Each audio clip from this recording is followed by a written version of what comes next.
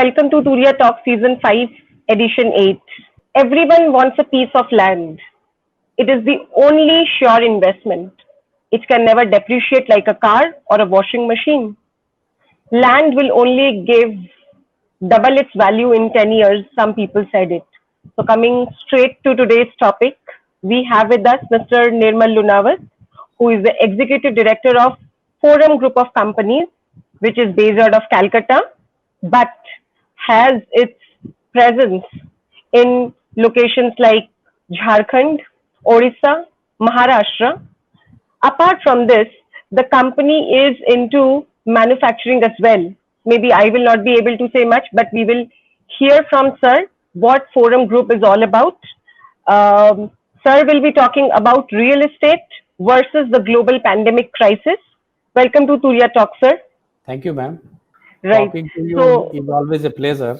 Right हम लोग थोड़ा सा हिंदी में भी बात करेंगे आज, बिल्कुल इंग्लिश में नहीं करना है, बिकॉज हम लोग चाहते हैं कि लोग समझे. So, sir, welcome to the show. Thank The you. journey of your career has been really long. Can you tell us a bit about it? Basically, I am from a state which is famous for the entrepreneurship skills, not only in India, but in the entire globe. I am from a place called Bikaner in Rajasthan. Rajasthanis are famous for their business acumen. I did my metric from a place called Gangasar, Bikaner. Then I came back to Kolkata, did my higher education, including CA. After qualifying CA, I had been working like, finance, accounts, income tax, company law. But of late, I have been managing businesses only. So this has been the journey of myself. I have worked in various sectors, starting from trading to manufacturing, to logistic, then to warehousing, then to infrastructure company. And now, since last almost 14 years, I'm with the Forum Group, who are the pioneer in the real estate field, not only in Kolkata, but in the entire country. Why I'm saying so? Because Forum Group has always believed in one policy. Although we are situated out of a city called Kolkata, which is not so prominent in the pan India like Mumbai, Chennai, Bangalore, and Hyderabad these days. But even then, sitting in Kolkata, we have given such landmark projects not only to the city of Kolkata and Bengal, but to the entire country, in the sense that whatever projects we have developed, the entire country feels proud, and we have been landmark in creating design and space in whichever field we have developed the project. For example, we are amongst the first company, and we feel pride in stating that we have given the shopping mall cum multiplex culture to the entire country. Forum Shopping Mall in the Elgin Road, Kolkata, which was developed maybe 16, 17 years back, was such the development that country had never seen. We all were, I think the entire Indian public were busy looking at the markets like Hoping Market in Delhi, then some shopping centers on the high street. But experience of big food courts coupled with multiplex in an organized manner was given by the Forum Shopping Mall only in Kolkata. And then you can see how country has been seeing these shopping mall developments even today. Again, after the development of shopping mall, the first such kind of mall in the Kolkata, we were the first to develop the same shopping mall again in tier 2 city in Bhubaneswar. Even Big Bazaar today does the highest amount of sale on a pan-India basis. After development shopping mall, we ventured into IT parks. Technopolis in Kolkata is the first IT infrastructure completed in 2006. And that was the first project registered under UN GBCC Council to earn carbon credit. This was the first IT infrastructure in the country as a whole. After that, today, even you look at the pan soap, they claim themselves that we are green with Aluco bond and all this kind of stuff. But Technopolis is the first development wherein the true norms of green buildings were installed therein. and the building became so popular that each and every project now after that inspired to be a green, and today green is no longer a story. In 2006 we came out with this concept wherein the country never heard of what green is. So we believe in creativity, we believe in innovation. We always feel that what we should do in a project when the project is at conceptualized stage, be it is design or at schematic level, we come out with so many ideas and try to do things which no developer has done in the country. That becomes the USP, and that gives us so much of mileage that today Forum is a brand in itself. Serious. Sir, coming straight to today's topic again, the global pandemic has affected several businesses and industries around the globe. How much do you think it has taken a toll on the real estate sector, sir? You are absolutely right. Real estate is also not untouchable from the warmth and fire of the COVID pandemic. It has taken a big toll because when people are not away from their homes, you can't show their properties, and there are certain things, look and feel of which will only come when you visit the property. So real estate has taken a big kind of hit from the pandemic. But over a period of time in India, pandemic really started from end of March. Today we are in the month of September. So industry has recovered also in the month of March, April, May. The hits were so big that the houses were untouchable. Then again, lot of creativity, lot of innovation, this digital marketing, which you are also making an effort today by showcasing all these webinars and all that.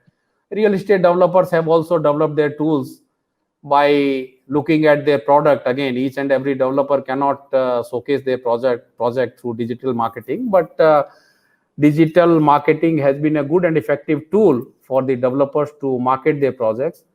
People have developed, taken the advantages of technology, and the industry is coming out of this pandemic also slowly. The sales velocity, which absolutely became at a zero level when the pandemic hit India, today I can easily say that on an average, market has recovered by 50%. Right sir. Sir, बिल्कुल हिंदी में पूछ रहे हैं, हिंदी में ही जवाब दीजिएगा क्योंकि लोग हकीकत भी जानना चाहते हैं. लॉकडाउन अनलॉकडाउन पता भी नहीं चल पा रहा है कहाँ पे क्या हो रहा है. राइट, काफी लंबा समय लॉकडाउन रहा, फिर छोटा छोटा एक एक दिन के लिए भी कहीं पे रह रहे हैं. तो इस समय पे लोग अपने घर से ही नहीं निकलते हैं. तो shifting to a new place तो एक काफी एब्सर्ड दिखता है. एंड अगर हम लोग इकोनॉमी का बात करें तो इट लुक्स क्वाइट डिवास्टेटेड. लोगों के पास जॉब नहीं है, पैसा नहीं है. So how is the real estate surviving amongst this turmoil, and लोग क्या मेजर्स ले रहे हैं ताकि अपने बिजनेस को ऑनगोइंग रखें? जैसे आप इसके पहले जस्ट एक पॉइंट पे बोले आप कि लोग डिजिटल मार्केटिंग कर रहे हैं, वेबिनार्स कर रहे हैं टू एंगेज, टू सेल. ये क्वेश्चन आप जो पूछे हैं, ये तो पूरा इंडस्ट्री का निचोड़ इसमें हमको बताना पड़ेगा आपको. बिल्कुल निचोड़ बताइए. क्वेश्चन है जिसको कि हर एक आदमी ऐसे आंसर डायरेक्टली कोई एक दो वर्ड में दे नहीं सकता है. देखिए, आपका कहना बिल्कुल सही है कि इंडस्ट्री आगे कैसे चलेगा या ये जर्नी कैसा रहा. जब मैंने आपको अभी पहले ऑब्जर्वेशन पे कहा कि 50% मार्केट रिकवर हो गया है, वो 50% एक सेगमेंट में रिकवर हुआ है. But now coming back state, आपने अभी जो क्वेश्चन मेरे से पूछा है उसमें मैं ये कहूंगा, देखिए होता क्या है, लोग घर से बाहर नहीं निकलते हैं, you are right. But pandemic ने क्या सिखाया, जिसके भी घर में अनफॉर्चुनेटली ये बीमारी घुसी, उनके अपने एक रहने का, लिविंग का एक अपना तरीका था. आज बेसिक फैमिली में यदि हस्बैंड वाइफ, एक बच्चा और पेरेंट्स हैं, माँ और बाबूजी, तो 5-6 मेंबर की एक आइडियल फैमिली है. वो 2 या 3 बेडरूम में भी यदि कन्फाइंड है और गलती से अनफॉर्चुनेटली उस घर में यदि कोविड किसी एक मेंबर को हो गया है, तो अब उसको कहाँ आइसोलेट करें.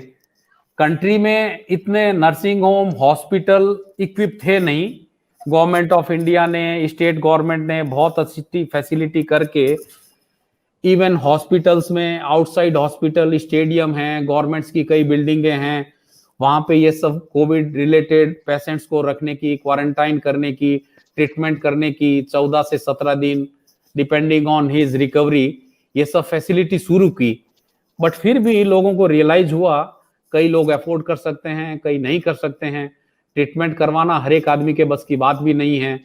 आज किसी गवर्नमेंट हॉस्पिटल में जाओ तो काफी आदमी गवर्नमेंट हॉस्पिटल में जाना नहीं चाहते हैं, प्राइवेट में जाओ तो प्राइवेट में जाने से पॉकेट अलाउ करनी चाहिए, कई आदमियों की पॉकेट अलाउ नहीं करती है, और रिस्की भी है to a great extent. Even hospital में जाना, आप एक घर में रह के यदि आपके घर में हाइजीन है और यदि आप सेफ्टी और अच्छे डॉक्टर के ट्रीटमेंट से इलाज करवा लेते हैं, तो ये पेंडेमिक ने ओवर ए पीरियड ये सिखा दिया, आपको गवर्नमेंट या प्राइवेट नर्सिंग होम में जाने की जरूरत नहीं है। आपके घर में यदि एक इंडिपेंडेंट कमरा है अटैच टॉयलेट के साथ, तो आप वहां बैठ के भी अच्छा इलाज ऑनलाइन डॉक्टर से करा सकते हैं। तो क्या रिक्वायरमेंट निकली? यदि 3 बेडरूम हैं, आपको अब एक एडिशनल बेडरूम चाहिए, तो हाउस की डिमांड बढ़ गई, स्टेट बढ़ गई। 2 बेडरूम है तो 3 बेडरूम चाहिए लोगों को, 1 बेडरूम है तो 2 बेडरूम चाहिए। तो इस नजरिए से यदि आप देखें तो हाउसेस की डिमांड बढ़ी। अब नया कंसेप्ट आया वर्क फ्रॉम होम करने का, काफी कंपनीज है जिन्होंने ये डिसाइड किया, नहीं भाई हमको वर्क फ्रॉम होम में काफी कंफर्ट है, कंसेप्ट में काफी चेंजेस आए ओवर ए पीरियड। कई कंपनियों को लगा नहीं भाई इसमें मोटिवेशन लेवल डाउन हो रहा है, कई कंपनियों को लगा नहीं हमारे लिए तो वर्क फ्रॉम होम सही है। whatever be the percentage, there would be certain percentage of the existing employees जो कि प्री कोविड ऑफिस में काम करते थे, अब घर से काम करेंगे। घर से काम करेंगे, घर में मेंबर्स हैं तो उनको एक अलग रूम चाहिए कम से कम। कंपनी वाले भी चाहेंगे कि भाई आप घर से काम करिए, लेकिन हम जब भी आपको ऑफिस टाइम में बोलें, आप लैपटॉप में हर समय लॉग ऑन रहने चाहिए। ऐसा नहीं कि आप घर का एक पजामा और कुर्ता पहन के, ड्रेस में निकर पहन के आराम से बैठे हैं काम करें। आप एकदम घर में बाकायदा जैसे ऑफिस आते हैं वैसे ड्रेस्ड अप होके घर में बैठिए और काम करिए अपना ऑनलाइन। तो उस केस में भी हाउसिंग की डिमांड आती है। लोगों को यह भी फील हुआ कि स्पेसियस रहने से, लड़के बच्चे कोई रिलेटिव बाहर से आता है तो एक room extra depending on his size of family extra रहना चाहिए। तो इससे मैं what I am trying to say कि इससे हाउसिंग का डिमांड बढ़ा है। हाउसिंग की एक जो कहावत है, रोटी कपड़ा और मकान, इंडिया की 130 करोड़ की पॉपुलेशन में हाउसिंग की डिमांड हमेशा ही थी, हमेशा रहेगी भी। अभी भी गवर्नमेंट ऑफ इंडिया को पता है कि भाई अभी कम से कम 60 to 70% आदमियों को सरकार घर अभी तक नहीं दे पाई है। कई गवर्नमेंट स्कीम लेके आई है, गवर्नमेंट भी अफोर्डेबल हाउसिंग स्कीम पे काफी इंसेंटिव दे रही है कि भाई डेवलपर जो है वो आगे आवे, इंफ्रास्ट्रक्चर करे, अफोर्डेबल हाउसिंग बनाए, सिटी में भी नहीं गांव में भी बनाए, semi urban semi rural area में भी बनाए। और डेवलपर बना भी रहे हैं क्योंकि उनको बहुत फिजिकल इंसेंटिव सरकार in terms of income tax, सही जमीन देने में कई स्टेट ने, अभी आपने देखा होगा कि स्टाम्प ड्यूटी महाराष्ट्र में रजिस्ट्रेशन फीस काफी कम कर दी है। अगेन वो डायरेक्ट रियल एस्टेट को एडवांटेज है। तो इस हिसाब से कई इंसेंटिव बहुत सरकार, स्टेट गवर्नमेंट और सेंट्रल गवर्नमेंट दे रही है जिससे कि हाउसिंग की सप्लाई बढ़े। अब पेंडेमिक में हाउसिंग हर एक कस्टमर देखता है कैसे जाए, तो ये डिजिटल मार्केटिंग में कई चीजें क्लियर होती है। फिर डेवलपर क्या करता है, पहले जैसे मास मार्केटिंग में क्या होता था, एक प्रॉपर्टी के यहाँ 100 फ्लैट बन जाता था या कहीं दूसरी जगह 100 फ्लैट बना देते थे, बायर कभी भी वीकेंड पे या कभी भी चाहे जाके देख सकता था। अभी वो मासेस में नहीं देख करके डेवलपर एक डिजिटल मार्केटिंग के थ्रू ही कस्टमर को बोलता है, भाई आप बोलो है आपका देखने का इंटरेस्ट है तो हमको रिक्वेस्ट दो, हम आपको एक कन्वीनियंट टाइम बताएंगे। अब डेवलपर वो सारा अरेंजमेंट हाइजीनिक वे में करता है, एक पॉइंट पे लेके या तो उनको पिकअप करके ले जाता है या उनको एक टाइमिंग देता है कि भाई आप इस टाइम पे आइए, ऐसे ड्रॉप इन मत करिए, हम आपको प्रॉपर्टी दिखाएंगे। तो वही सोशल डिस्टेंसिंग का जो प्रधानमंत्री जी का नारा है, उसी में ये देखे कि भी एक साथ में क्राउड नहीं आवे, धीरे धीरे लोग आए, चाहे वीकेंड में आए चाहे वीकडेज में आए, आप आइए, हम आपको प्रॉपर्टी दिखाते हैं। लोगों ने अब आना भी शुरू कर दिया है, लोग प्रॉपर्टी देखने जाते भी हैं। जिनको जेन्युइन इंटरेस्ट है फ्लैट बाई करने का, लोग फ्लैट बाई करने के लिए जाते भी हैं, प्रॉपर्टी देख भी रहे हैं। इसी का ये रीजन है कि बहुत कम समय में रियल एस्टेट में 50% की रिकवरी आ चुकी है। सेल्स एकदम ड्राई अप हो गई थी मार्च अप्रैल में। अभी depending on the sectors, luxury में थोड़ा अभी भी सेल्स कम है, बाकी एमआईजी में, एलआईजी में, अफोर्डेबल हाउसिंग में काफी अच्छी डिमांड है, फ्लैट्स बिक रहे हैं, लोगों के डिमांड भी अच्छी है। राइट सर, ऐसा तो बोला भी जाता है कि purchased with common sense, paid for in full and managed with reasonable care, real estate investment is all about safest investment in the world. And अपना घर अगर जिसका होता है उसका तो खुद, that's the keystone to wealth. वो फिनेंशियल एफ्लुएंस भी देता है एंड इमोशनल सिक्योरिटी भी होता है। एंड लैंडलॉर्ड्स तो अमीर ही होते हैं अपने स्लीप में। तो लोग डिसाइड करेंगे कि is this the right time to invest और this is the right time to get into and buying. So we will come to that as well. 2-3 question पूछना था sir, of course to forward looking. How soon do you think और hope the end of this crisis will be? क्या हो सकता है कि पूरा demand आ सके? देखिए, इस क्वेश्चन को आंसर करने के लिए पहले आपको ये समझना पड़ेगा रियल एस्टेट का छोटा सा जर्नी क्या था, वो how real estate has been doing. Prior to 2017 we have seen huge boom in real estate. 2014, 15, 16, 17, 4 years were golden years for real estate. Then demonetization came in 2017. After that, RERA came in. Then GST came in. All these were such big blows to real estate कि 2017 में जो real estate गिरा, आज तक वो उठ नहीं पाया है, in terms of prices, in terms of sellability, in terms of volume. अब इन 3 शौक से तो डेवलपर अभी तक निकले ही नहीं कि ये पेंडेमिक का सबसे बड़ा, जिसको कहते हैं कि एक मास्टर स्ट्रोक लग गया इंडस्ट्री को। अब जब पेंडेमिक का स्ट्रोक आया, उस समय डाटा ये बोलते हैं कि 6.7 ट्रिलियन इंडियन रुपीस का स्टॉक पैन इंडिया में इन्वेंट्री थी लोग डेवलपर के पास बेचने की। Please here the figure very well. I am talking of an amount, a sum of rupees 6.7 trillion inventory piled up for sale, or out of this 6.7 trillion amount, 49% of the inventory which was to be sold consisted in the market like Mumbai and Thane only. 49%. 51% of 6.7 trillion amount of unsold inventory was in the balance entire country. अब उस इतना माल बेचना है, उसमें कई project stuck हो गए। कितना हो गए? 10-15%। बाकी प्रोजेक्ट एनबीएफसी को इतना धक्का लगा, प्रोजेक्ट रुक गए हैं। अब डेवलपर के पास में क्राइसिस ऐसी आ गई कि एक बहुत बड़ा कंसोलिडेशन शुरू हो गया कोविड के पहले ही। कोविड के आने के बाद में और ज्यादा लोगों की, डेवलपरों की पोजीशन खराब हुई, क्राइसिस में आ गए, not able to manage cash flows. तो as a result consolidation has started in a very very big way. जितने बड़े डेवलपर्स हैं वो कंसोलिडेट कर रहे हैं, उनके लिए बहुत बड़ी अपॉर्चुनिटी है और बायर के लिए ये बहुत अच्छा टाइम है।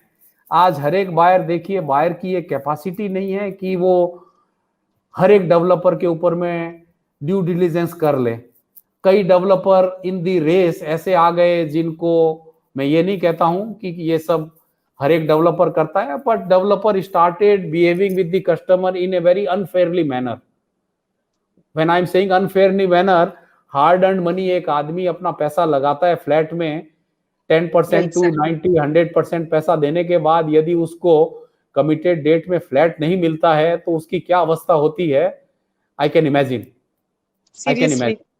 हैं, आज एक 25 लाख रुपए साल का पैकेज कमाने वाला आदमी एक 50 लाख रुपए का फ्लैट खरीदता है और 3 बरस में 40 लाख रुपए देता है, और 3 साल बाद उसको फ्लैट यदि डिलीवरी नहीं मिलती है और वो जब साइट में देखने जाता है प्रोजेक्ट बंद पड़ा है, इसमें तो कई लैंड के इश्यू हैं, कई टाइटल के इश्यू हैं, कई परमिशन के इश्यू है, तो उसकी रातों की नींद हराम हो जाती है। और उसका एक ड्रीम, यू राइटली सेड, कि आदमी का यही तो ड्रीम होता है, ज्वेलरी, सोना और real estate, they are considered to be the safest investment on earth. And the way real estate appreciate, मैंने मतलब हिस्ट्री में ये कहा गया है कि सोने से ज्यादा रियल एस्टेट एप्रिशिएट करता है। अभी आदमी की किस्मत है कि आपने बॉम्बे में एक फ्लैट लिया, हो सकता है उसका एप्रिसिएशन 20 ईयर्स में 50 गुना हो गया। वही आपने एक फ्लैट कानपुर में लिया तो 50 साल में उसका एप्रिसिएशन 5 गुना ही नहीं हुआ। ये किस्मत की बातें हैं आदमी की। तो रियल एस्टेट में बहुत अच्छी अपॉर्चुनिटी है।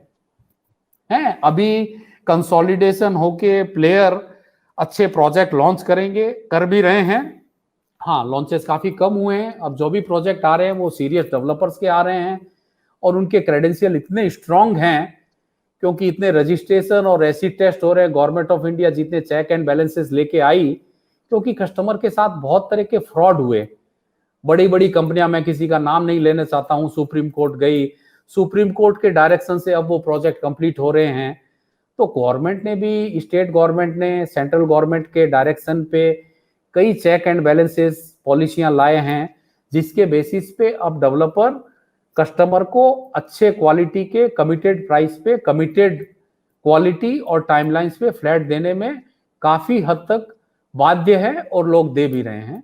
आने वाले समय में और ये मार्केट मैच्योर होगा तो इसमें इन्वेस्टमेंट करना अच्छा रहेगा। राइट सर, हम लोग कोई भी सिटी का बात करें, major city anywhere in the world, generally होता है क्या, द प्राइस ऑफ रेसिडेंसेस काफी बढ़ते जा रहे हैं। तो कॉमन पीपल क्या करेंगे? How will they cope up if the price just simply keeps on rising?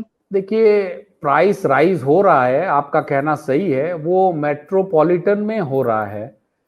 जैसे मैंने आपको पहले भी बताया कि अफोर्डेबल हाउसिंग डेवलपर के लिए, डेवलपर्स कम्युनिटी के लिए एक अच्छा प्रोडक्ट है। थोड़ा सा सिटी के बाहर जाके अफोर्डेबल हाउसिंग काफी डेवलप हो रही है, तो बायर्स को इंफ्रास्ट्रक्चर, मेट्रो हर एक शहर में एक्सटेंशन हो रही है, नई नई मेट्रो बन रही है हर एक शहर में, कनेक्टिविटी काफी इंप्रूव हो रही है। तो बायरों को भी, कस्टमरों को भी थोड़ा शहर से अंदर जाना पड़ेगा रिलेटिवली, और अफोर्डेबल हाउस में डेवलपमेंट हो रहे हैं। आने वाले समय में भी अच्छी सप्लाई आएगी और अफोर्डेबल हाउसिंग में अच्छे दाम, अच्छे क्वालिटी पे लोगों को मिलेंगे। इसकी अपॉर्चुनिटी अभी है और आने वाले समय में इसकी अपॉर्चुनिटी और अच्छी होगी बायर के लिए। As far as buyer is concerned, उनको अच्छी अपॉर्चुनिटीज मिलेगी। राइट सर, 2-3 क्वेश्चंस हम लोग अपने व्यूअर्स से लेंगे। तो हम लोग को जो 2-3 क्वेश्चंस मिला है, I think it's against the real estate developers, but I think I ought to ask you. तो उन लोग का कहना था कि बहुत बार ऐसा देखा जाता है कि कुछ रियल एस्टेट कंपनीज के जो ओनर्स होते हैं, वो लैंड के ओनर्स को या रेसिडेंसेस को they pressurise to sell their properties. So what do you have to say on this? फिर वो लोग उसको डिसमेंटल करके they go for big high rises. You are right, to some extent हर एक डेवलपर ऐसे नहीं करते हैं। अगेन, जो मैंने कहा आपको अभी थोड़ी देर पहले कि कई टाइप के बिजनेसमैन थे या कई एंटरप्रेन्योर्स थे जो कि रियल एस्टेट में एंट्री ले लिए थे। अनफेयर प्रैक्टिसेस से कई सेक्शन ऑफ डेवलपर ये काम करते हैं जो आप कह रहे हैं, लेकिन अब लॉ इतने स्ट्रांग हो गए हैं और इतनी अवेयरनेस लोगों में लीगल सिस्टम की आ गई है, जो ऑलरेडी भुगत चुका वो तो भुगत चुका, नए सिरे से इन सब का विक्टिम बहुत कम बनते हैं लोग। आज के दिन एक जमीन या फ्लैट, जमीन लेते हैं तो सोच समझ के लोग लेते हैं। एक जमाना था जब रियल एस्टेट रेरा पिक्चर में था नहीं, तो लोग जमीन का टाइटल न होते हुए भी एग्रीमेंट या ऐसे ही अनरजिस्टर्ड चीजें दिखा के और प्रोजेक्ट लॉन्च कर देते थे, बायरों से भी पैसा ले लेते थे। अब आज के दिन ऐसे स्ट्रिंजेंट लॉज हैं कि कोई भी प्रोजेक्ट हो, चाहे एक कट्ठा पे भी कोई डेवलपर एक प्रोजेक्ट डेवलप कर रहा है जो कि वो बेचेगा फ्लैट उस पे बना के, तो वो प्रोजेक्ट उसको रेरा में रजिस्ट्रेशन बिना कराए वो बेच नहीं सकता। और जब वो रेरा में रजिस्ट्रेशन कराता है तो लैंड टाइटल से लेके जितने परमिशंस है वो उसको वहां पे रेरा में अपलोड करने पड़ते हैं। रेरा अथॉरिटीज हर एक स्टेट में काफी इक्विप्ड है, वो उनको स्क्रूटिनाइज करती है, फिर एक रियल एस्टेट प्रोजेक्ट को रजिस्ट्रेशन दिया जाता है। वो रजिस्ट्रेशन मिलने के बाद ही प्रोजेक्ट लॉन्च हो सकता है।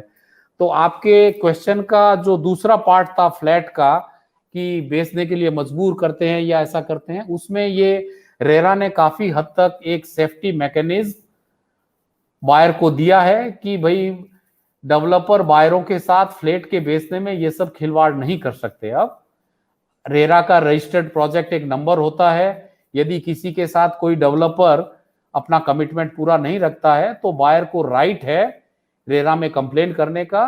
रेरा में कंप्लेन करना है तो रेरा एक वैसी जुडिशियल अथॉरिटी है, उस कंप्लेन को सुन के और वो लोग कस्टमर के हित में देख के उसको डिस्पोज ऑफ करते हैं। मैंने कई केसेस ऐसे भी देखे हैं जहां पे डेवलपर पे पेनल्टी वगैरह लगाई जाती है और डेवलपर को कई दफा आजकल इंसॉल्वेंसी प्रोसीडिंग कई बड़े बड़े डेवलपरों को काफी फेस करना पड़ा। वो टॉपिक बहुत बड़ा है, अभी मैं उसमें नहीं जाऊंगा। जहां तक लैंड का सवाल है, to answer your first part of the question, land का कि भाई लैंड ग्रैब करने की कोशिश करते हैं डेवलपर, देखिए उस पे अभी तक ऐसा कोई कानून नहीं बना है।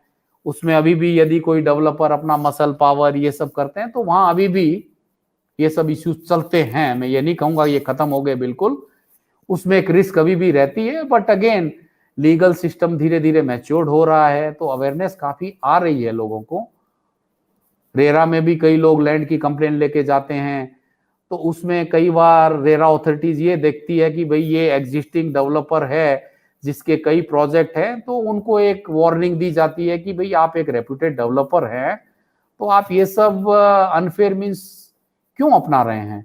और उस पर कहीं ना कहीं एक रिलेटिवली एक यदि बैड टेस्ट गवर्नमेंट के नजर में रहता है तो गवर्नमेंट के नजर में भी ये भी आता है कि यार भाई ये इस किस्म के सेट ऑफ डेवलपर्स हैं जो अनफेयर मींस से काम करते हैं, तो गवर्नमेंट उसके ऊपर अपना एक्शन और जो कंट्रोलिंग पॉइंट्स है हर एक 6 मंथली क्वार्टरली जो रेरा रिपोर्ट मांगती है उसको क्लोजली मॉनिटर करती है। तो एक प्रेशर आता है डेवलपर पे। धीरे धीरे चीज ये भी मैच्योर्ड होगी, आज नहीं आने वाले समय में कायदे कानून आएंगे जिससे ये क्वेश्चन भी आपका प्रॉपरली गवर्नमेंट इसको नेट विथ करेगी, डेल्ट विथ करके प्रॉपरली इसका सेफ्टी नेट तैयार करेगी। राइट सर कुछ क्वेश्चंस हम लोग इससे ले कमर्शियल ऑफिस स्पेस या मॉल स्पेस के बारे में भी कुछ क्वेश्चंस वी हैव गॉट। हाँ ले सकते हैं। फाइन। सो कुछ लोगों का कहना है कि कुछ एमएनसीज या कुछ आईटी कंपनीज हैं, I will not mention the name of the companies, no point. They have told their employees that by till 2025 they can work from their home. तो कमर्शियल ऑफिस या कोई एक छोटा इन्वेस्टर है office space बना लिया है, now people are worried will it be absorbed और they will just lie vacant. Pan India कैसा कर रहा है या आगे कैसा करेगा? यू आर राइट, ये रिस्क है but at the same time आपको अपॉर्चुनिटी देखनी पड़ेगी। ये रिस्क है, पहले मैं ये कहूंगा, आपका ये ऑब्जर्वेशन सही है, क्वेश्चन सही है, ये रिस्क है। काफी कंपनियों ने, काफी बैंकों ने अभी भी ये पॉलिसी ले रखी है कि वर्क फ्रॉम होम करिए आप, जब अप्रोप्रिएट टाइम होगा तब हम आपको बुलाएंगे। तो इसमें अपॉर्चुनिटी क्या है? अपॉर्चुनिटी ये है कि जो इंडो चाइना का ये रिलेशनशिप चला या अमेरिका का ये जो रिलेशनशिप चाइना से चला, उससे कई कंपनियां इंडिया में भी आई है, उससे भी काफी डिमांड बढ़ रही है। उस डिमांड से ऑफिसेस की डिमांड बढ़ेगी है, और कई सर्विसेज सेक्टर में इंडिया को अभी भी रेट ठीक किया जाता है। अब जैसे वेयरहाउसिंग सेक्टर है, वेयरहाउसिंग की इतनी बड़ी डिमांड आई है बिकॉज ऑफ कोविड, और जहां वेयरहाउसिंग की डिमांड आती है वहां पे लॉजिस्टिक कंपनियों की भी डिमांड निकलती है, वहां पे सर्विस देने के लिए सर्विस सेक्टर की नई डिमांड निकलती है।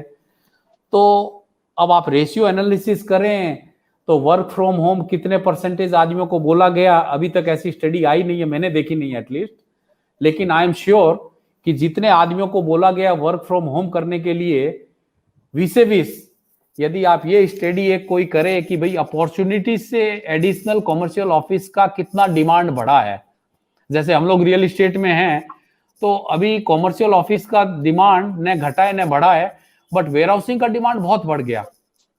Amazon, फ्लिपकार्ट, ये सारे बोलते हैं अरे रेडी वेयर हाउस है क्या, 1,00,000 फुट 2,00,000 फुट हमको दीजिए, हम ले लेते हैं, उनके जिप कोड में आना चाहिए उस एरिया में, तो they are ready to take it.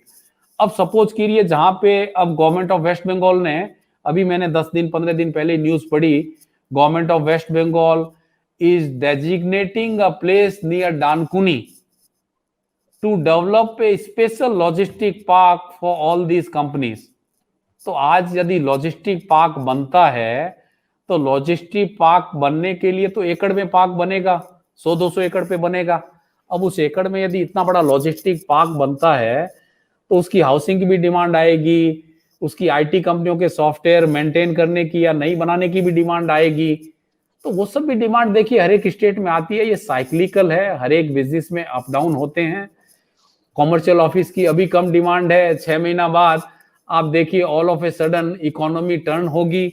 Economy यदि 6 महीना साल भर बाद टर्न होती है, तो अगेन यही कंपनियां फिर बोलेगी नहीं स्केल अप करो, ऑफिस का साइज बढ़ाओ, इतने ऑर्डर मिल गए, बाहर से मिल गए, अपने को आउटसुट हो गया, ये हो गया। तो इससे टेम्पररी फेनोमेनन, हमको इससे कोई ज्यादा रिस्क लगती नहीं है। हाँ, एक छोटा इन्वेस्टर जिसने एक आईटी स्पेस खरीद लिया, उसकी रात की नींद जरूर हराम हो जाती है कि अरे क्या होगा यदि मेरा टेनेंट निकल गया तो क्या होगा, बट कोई बाई एंड लार्ज कोई लार्ज वरी हमको दिखती नहीं है इसमें। Right, sir.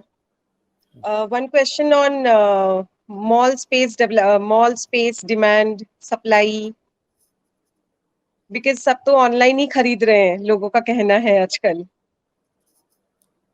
देखिए, mall is the worst industry in the real estate segment to take a hit due to pandemic covid. आपको पता ही है कि सेंट्रल गवर्नमेंट ने धीरे धीरे ऑफिसें भी खोल दी, ये भी खोल दिया, लेकिन मॉल्स नहीं खोले थे। उसके बाद में malls in the middle of June खोले उन्होंने in a scaled manner. Mall खोले तो कई तरह के नए खर्चे, sanitization, this that the other, ये सब शुरू हुए। मॉल खोल दिए लेकिन रेस्टोरेंट नहीं खोले, फूड कोर्ट्स नहीं खोले। फिर बाद में जुलाई एंड अगस्त फर्स्ट वीक में उन्होंने रेस्टोरेंट और ये सब खोले। अभी तक मल्टीप्लेक्स कहीं खोला नहीं है। तो मॉल में देखिए क्या होता है, मल्टीप्लेक्स, फूड कोर्ट, बड़े बड़े एंकर्स होते हैं जो क्राउड को पुल करती है। अब जब खोले जून में, तो इतना बैडली हिट थे शॉपिंग मॉल्स कि on an average 10 to 20% footfall था। अब फुट यदि 10 to 20% प्री कोविड लेवल का है, तो जाहिर है सेल्स भी उसी लेवल पे है। अब over a period of time 2 महीने में हमने देखा है, हमने ही जो मॉल खोले हैं हमारे यहाँ कलकत्ता में, भुवनेश्वर में, हावड़ा में, उसमें हमने भी ये फील किया है, रियलाइज किया है कि 2-3 महीने में अगेन वो 10-20% फुटफॉल जो है वो बढ़ के करीब आज के दिन 50% हो चुका है ऑलरेडी। अब हम सुन रहे हैं मल्टीप्लेक्स भी गवर्नमेंट सोच रही है in a scaled manner with certain conditions, certain restrictions with healthy and hygienes, ये लोग भी मल्टीप्लेक्स को खोलेंगे। मल्टीप्लेक्स को खोलने से अगेन क्राउड, एक फुटफॉल जो है वो बढ़ता है। बट ये सब फुटफॉल बढ़ जाता है तो सेल भी बढ़ती है। और आपका कहना कि ऑनलाइन ये सब शुरू हो गए, देखिए आप कितना ही ऑनलाइन में आ जाइए, मैं एक एग्जांपल देता हूं। यदि आपको एक घड़ी खरीदनी है, तो घड़ी कोई भी ऑनलाइन देख के खरीदता नहीं है। आदमी की यही इच्छा रहती है, मैं शोरूम में जाऊं और मैं घड़ी का मॉडल आंख से देखूं, वैरायटी देखूं आंख से, और तब मैं उसको खरीदूं। तो अभी क्या होगा कि जितने ये शोरूम हैं वो तो मॉल में ही रहेंगे। अब उनका स्टॉक लेवल जो है वो कम हो जाएगा, बट उनको डिस्प्ले तो वही करना पड़ेगा। पहले before kind information shopping mall में स्टॉक तो रहता नहीं था ना, स्टॉक तो उसका एक सेकंड लोकेशन में, मॉल के पास या मॉल के अंदर में वेयर हाउसिंग में रहता था या बगल में रहता था। ये शॉपिंग मॉल्स में जितने आप रिटेल आउटलेट देखते हैं वहां तो डिस्प्ले रहता है और एक बेयर मिनिमम क्वांटिटी रहती है, डिपेंडिंग ऑन द एक्सपीरियंस कि ये माल कितना बिकेगा, कितना मिलेगा, कितना बिक सकता है, क्या रेंज में बिक सकता है। तो ये लोग क्या है कि देर आर सर्टेन स्टॉक्स, हो सकता है उनको दिन में 3 बार रिफिल करना पड़ता है, कुछ स्टॉक से हो सकता है 1 बार रिफिल करना है, कुछ है हो सकता है 2 दिन में 1 बार रिफिल करना है, so on and so fourth. तो ये लुक एंड फील जो होता है ना, वो शॉपिंग मॉल के स्टोर में ही हो सकता है। आप एप्पल का कोई प्रोडक्ट लेने जाएंगे, नया प्रोडक्ट कोई निकला है, तो आप सीधा, आदमी कोई सीधा खरीदता नहीं है। आप ज्वेलरी लेनी है, सीधा खरीदता नहीं है, आप जाएंगे, देखेंगे क्या डिजाइन है, क्या वैरायटी है। आपको क्लोथ भी लेना है तो आदमी एक बार ट्रायल रूम में जाके, किसी को भी लेना एक बार पहन के, अरे भाई कंफर्ट लग रहा है ना, उसके बाद खरीदता है। और आज के दुनिया में देखिए, छोटे बड़े किसी को ये समय नहीं है कि ऑनलाइन से मंगवा लो, ऑल दो फ्री हैं, एक्सचेंज भी फ्री हैं, लेकिन किसके पास समय है? मंगाओ, फिर उसको बुलाओ, उस डेजिग्नेटेड समय में रहो, डिलीवरी दो, फिर एक्सचेंज कराओ। तो इन माय व्यू ठीक है, ये कंसेप्ट है जरूर ऑनलाइन का, लेकिन शॉपिंग मॉल में जो रिटेल है वो तो 100 विंडोज हैं, वो तो शोकेस है, वो कंटिन्यू रहेंगे, उसमें कोई टेंशन नहीं है। इसीलिए आप देखेंगे शॉप्स का size, forget about Shoppers Stop who are anchors, जिनको बड़ा स्पेस चाहिए। बाकी तो हमारे मॉल में 200 स्क्वायर फीट पे भी रिटेल का शोरूम है, 2000 स्क्वायर फीट पे भी है, डिपेंडिंग ऑन कि वो कौन सा प्रोडक्ट रख रहा है और डिस्प्ले करने में तो उसका कितना प्रोडक्ट की वैरायटी है, डिस्प्ले करने में उसको कितना सामान चाहिए। ये चीजें we understand the art and science of mall, तो हमको ये सब चीज पता है कि ये एक्सपीरियंस से हम लोगों ने सीखा है कि ये क्या है। शुरू में ही हमने सीखा, हर एक आदमी बोलता है अरे यार मॉल तो अब चलेगा नहीं, अरे सब चलेंगे भाई, इसका एक अलग आर्ट है, साइंस है, सब चलते हैं ये।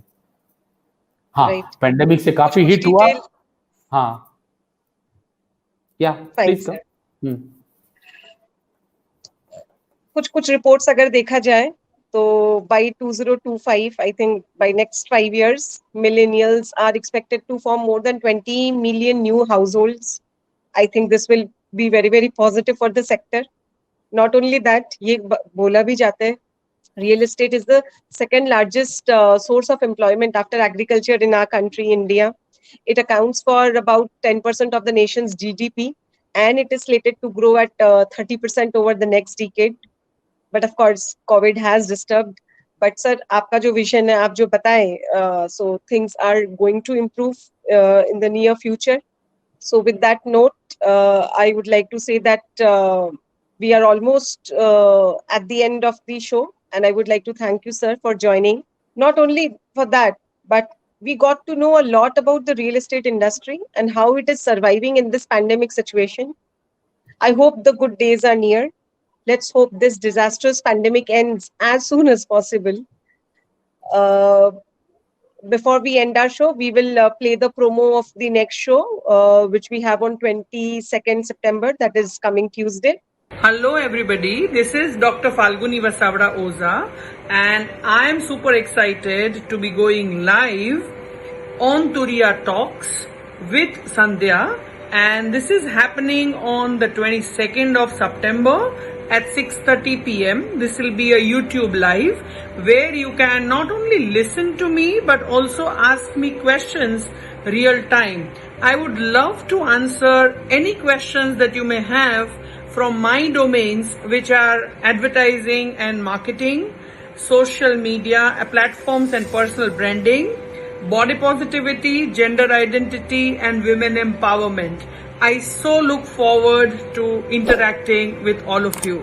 See you on 22nd, 6:30 p.m. Bye.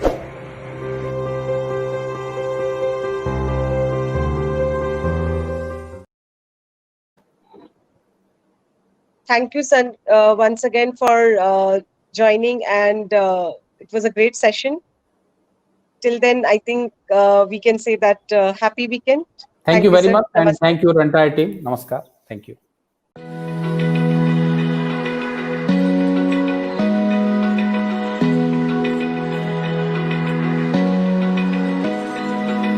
Open eye, feel the waves cut through me, hypnotized by the sounds I'm breathing in. Hold tight, chemicals collide.